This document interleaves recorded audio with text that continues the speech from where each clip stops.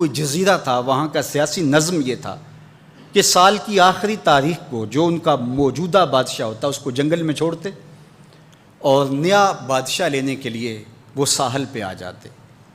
جو پہلا شخص ساحل پہ اترتا اس کو اپنا حکمران مان لیتے، جو بھی حکمران بن جاتا وہ خوش ہو جاتا، حالانکہ اس کو بتا دیتے کہ ایک سال کے لیے تجھے منتخب کیا ہے، سال کی آخری تاریخ کو تخت سے اٹھائیں گے، باندھیں گے، جکڑیں گے، اور اسی جزیرے کے دوسرے کنارے ایک جنگل ہے جہاں خاردار جھاڑیاں اور موذی جانور ہیں، وہاں تجھے پھینک دیں گے۔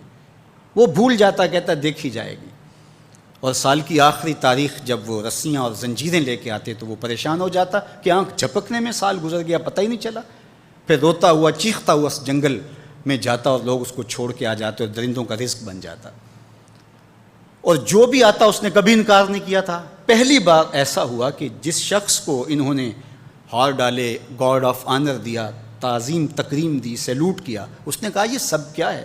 کہا کہ آج کے بعد تو ہمارا حکمران ہے۔ کہا میں تو امور سلطنت نہیں جانتا، میں تو تاجر آدمی ہوں، چیزیں بیچنے آیا ہوں۔ کہا کہ ہمارا اصول یہی ہے کہ سال کی پہلی تاریخ کو پہلا شخص جو جزیرے پہ قدم رکھتا ہے وہ ہمارا حکمران ہوتا ہے۔ اس نے کہا میں تو امور سلطنت کو نہیں جانتا، تو یہ کس طرح ذمہ داری قبول کر سکتا ہوں؟ انہوں نے کہا کہ تمہیں کرنا ہوگی، اس کے علاوہ کوئی راستہ نہیں ہے، ہمارا یہ قانون ہے، ضابطہ ہے، اور یہ بھی بتا دیں کہ سال کی آخری تاریخ کو تجھے اسی جنگل کے دوسرے کنارے چھوڑائیں گے جہاں موذی جانوروں کا رین بسیرا ہے۔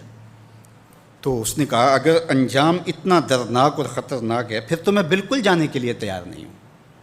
تو انہوں نے کہا تو چاہے نہ چاہے باندھ کے بھی تخت پہ بٹھانا پڑا تمہیں بٹھائیں گے۔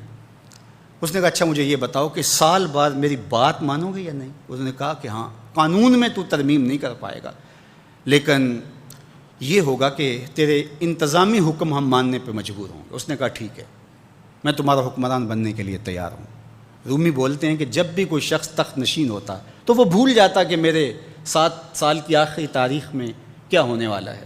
وہ عیش و عشرت کرتا اور یوں وقت گزارتا، سال کی آخری تاریخ آنکھ جھپکنے میں آ جاتی۔ لیکن یہ پہلا شخص تھا، تخت نشین ہوتے اس نے پہلا حکم نامہ جاری یہ کیا کہ کمانڈوز بلائے جائیں۔ بلائے گئے، کہا اس جنگل میں چلے جاؤ جہاں تم بادشاہوں کو پھینک کے آتے ہو، اور وہاں کے موذی جانور کاٹ ڈالو۔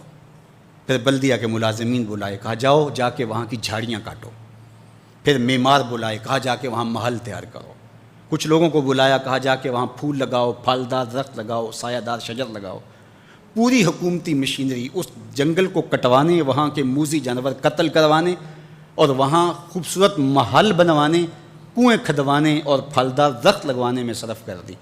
اب سال کی آخری تاریخ کو جب وہ زنجیریں لے کر آئے تو اس نے کہا کہ مجھے کیوں جکڑتے ہو، میں خود جانے کے لیے تیار ہوں، اس لیے کہ یہ اس تخت پہ آرام سے نہ بیٹھا، یہاں بیٹھ کے تیاری وہاں کی کرتا رہا جہاں اس نے جانا تھا۔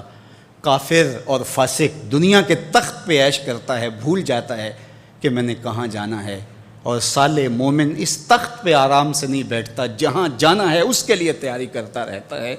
اور جب جنازہ اٹھتا ہے تو وہ کہتا ہے اجلوا بی ولا تؤخروا بی، دیر نہ کرو، مجھے جلدی لے جاؤ، میرا تو وہاں انتظار ہو رہا ہے۔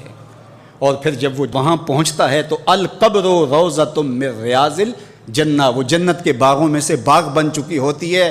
وہ سارے تھور، ساری جھاڑیاں، ساری آگ اور وہاں کے سارے بھڑکتے ہوئے شعلے بجھا چکا ہوتا ہے، اپنے اعمال کے لشکر بھیج کے۔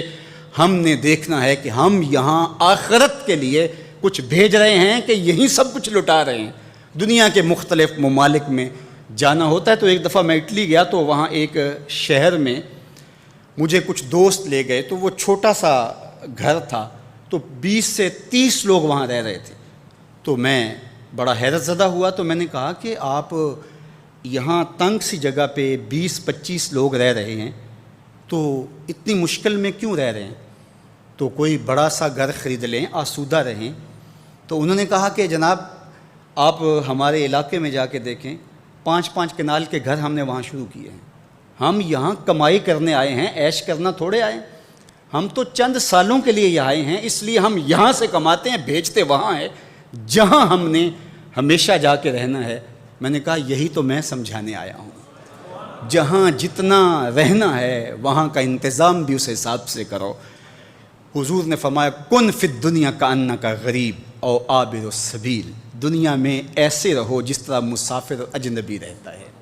دنیا پر جینا لگا کے بیٹھ جاؤ، چند دن کے لیے آئے ہو، یہ آخرت کی کھیتی ہے، دارالعمل ہے، وہ آخر دارالجزا ہے، تو قبل اس سے کہ وہ وقت آئے ہاتھ ملتے رہ جائیں، توبہ کا در کھلا ہے، سورج ابھی مغرب سے طلوع نہیں ہوا، اللہ کی رحمتیں برس رہی ہیں، اٹھے ہوئے ہاتھ وہ موڑتا نہیں، خالی نہیں پھیرتا، تو اس کی دہلیز